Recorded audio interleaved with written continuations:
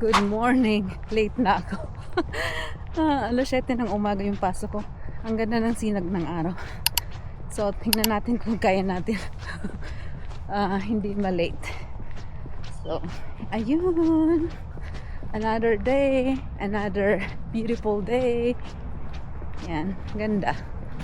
Ganda ng weather. Exercise. Yan. Yung araw. Ganda. Parang favorite ko na ngayon yung anong tawag dito, yung settings na to, yung naka-max siya.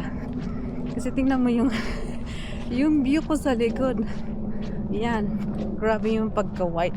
Gusto ko yung ganitong settings. Ito na lang yung gamitin kong settings. Yan.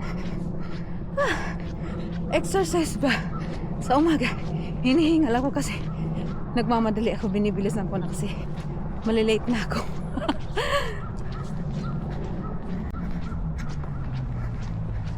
Okay, mag-outfit check tayo. Yung top ko is from H&M.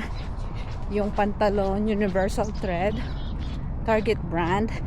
So, top and pants is thrifted. So, very cute outfit check.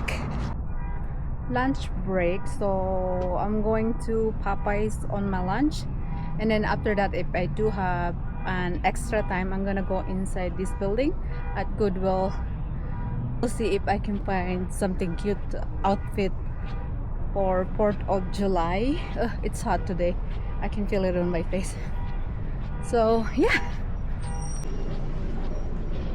So I'm gonna go eat first, and then we're gonna go on that store. So we are going to that building now. Ang init. Grabe yung init.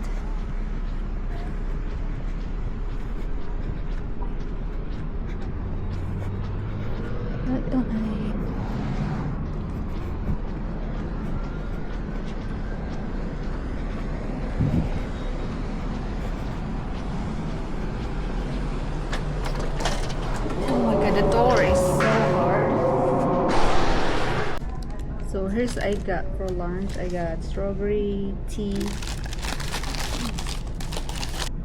I got tea, strawberry flavor, and this one.